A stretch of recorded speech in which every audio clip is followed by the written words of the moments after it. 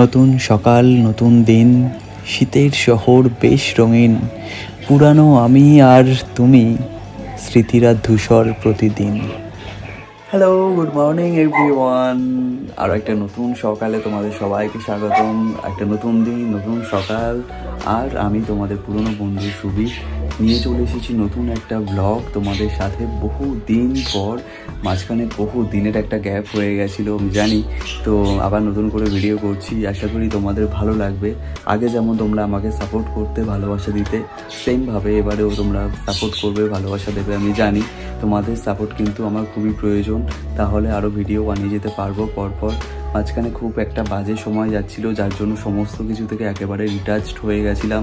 হয়তো তোমরা অনেকে জানো, আবার অনেকে জানো না। তো কী হয়েছিল না হয়েছিল তোমাদের সাথে সব কিছু শেয়ার করবো পরবর্তীকালে। তো একটা খুব বাজে সময় যাচ্ছে, যার জন্য সমস্ত কিছু থেকে একেবারে ডিটাচ হয়ে গিয়েছিলাম। তো আশা করি সে সব কিছু থেকে আস্তে আস্তে রিকভার করতে পারবো। তো যাই হোক, আবার নতুন করে ভিডিও করা শুরু করছি। তোমাদের সাপোর্ট কিন্তু ভীষণভাবে প্রয়োজন।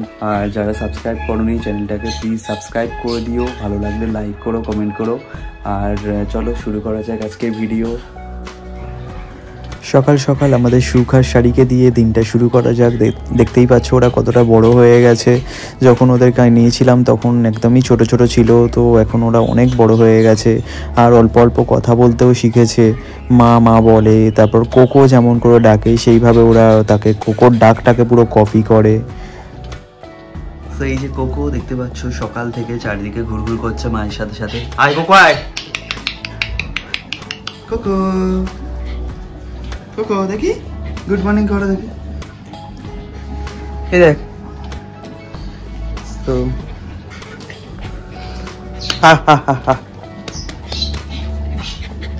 তো এই যে কোকো, কোকো এই যে, এই কোকো আয় আয়, গুড মর্নিং কোকো, হাই করো।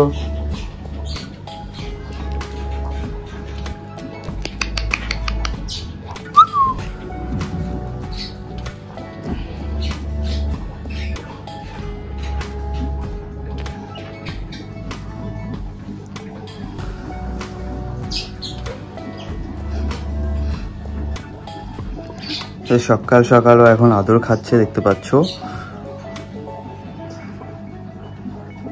আর বেশ ঠান্ডাও পড়েছে। ও তো সারাদিন রোদ্দুরে বসে থাকে এখন।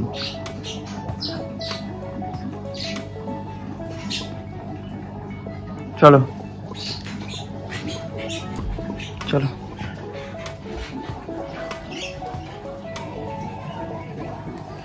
তো এই যে মা চা করে দিয়েছে, এখন চা খাবো একটু, আর কোকোকে দেবো বিস্কুট। আর মা এখন ঠাকুরের পুজো দিচ্ছে, মা চা খাবে না। সো কোকোকে দুটো বিস্কিট এরকম চায়ে ভিজিয়ে দিয়ে দিয়েছি। ওকে আবার শুধু বিস্কিট দিলে খাবে না, যেহেতু আমি চা খাচ্ছি তো ওকে সেটা খেতে হবে। তো কী করতে হয়, চায়ের মধ্যে বিস্কিটটাকে ডুবিয়ে হালকা ভিজিয়ে ওকে দিলে তবে ওর সেটাকে খাবে। আবার অনেক সময় খেতে চায় না, অনেকক্ষণ পরে এসে খায়। ওর প্রচুর নাটক আছে খাওয়া দাওয়া নিয়ে, তোমরা তো দেখতেই পাচ্ছ। আর বেগানভেলিয়া গাছগুলোতে দেখো কত সুন্দর ফুল ফুটেছে। গাছগুলো যদিও অনেকটাই ছোট, কিন্তু প্রচুর ফুল দিয়েছে। মোটামুটি সবগুলো গাছেই সুন্দর সুন্দর ফুল ফুটেছে, আর প্রত্যেকটা কালারই একদম আলাদা আলাদা কালার আছে, আর দেখতে খুব ভালো লাগছে দেখো। আর বেগানভেলিয়াটা অ্যাকচুয়ালি আমার খুব পছন্দের একটা ফুল, তো আমি বেগানভেলিয়ার কালেকশন করতে বেশ ভালোবাসি। আপাতত এই কয়েকটা কালেকশানের মধ্যে রয়েছে, আরও পরবর্তীকালে হয়তো আরও অনেক অ্যাডেড হবে, চেষ্টা করছি। তো এত সুন্দর কালারগুলো দেখো, ফুলগুলো কত সুন্দর লাগছে দেখতে।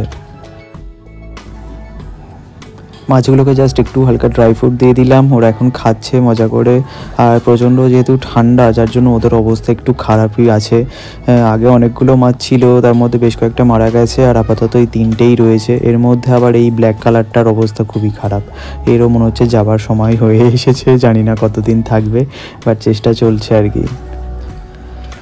তো কোকোকে নিয়ে একটু ছাদে গেলাম রোদের মধ্যে, নিচে প্রচণ্ড ঠান্ডা ছিল।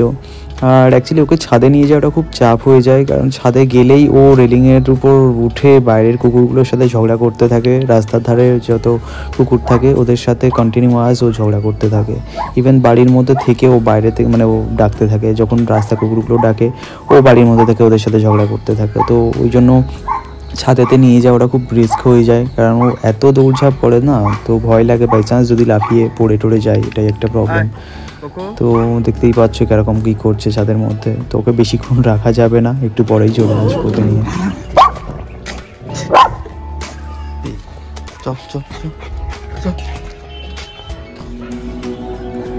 হ্যালো গাইস, সো এখন দুপুর হয়ে গেছে আর আমি স্নান ফান করে চলে এসেছি। আর ঠান্ডা পড়েছে কি বলবো। এই শীতকালে একটাই সমস্যা স্নান করতে যাওয়াটা, যদিও গরম জলে স্নান করা হয় তবুও স্নান করতে যেতে খুব কষ্ট লাগে শীতের সময়টায়। তো চলো এখন আমি খেতে যাব, প্রায় এখন 2টো বাজে। খিদে পেয়েছে, কোকো এখানে গড়াগড়ি খাচ্ছে।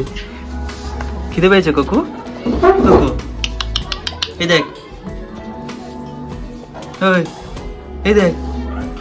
মা মোটামুটি ভাত পেড়ে নিয়েছে আর এখানে আছে কি ওটা শিম আলু ভাতে, শাক ভাজা, ভাত আর মাছের ঝোল। দেখতেই পাচ্ছ খুব সিম্পল রান্না। অ্যাকচুয়ালি শরীর খারাপের জন্য সব কিছু সিম্পল খেতে হচ্ছে।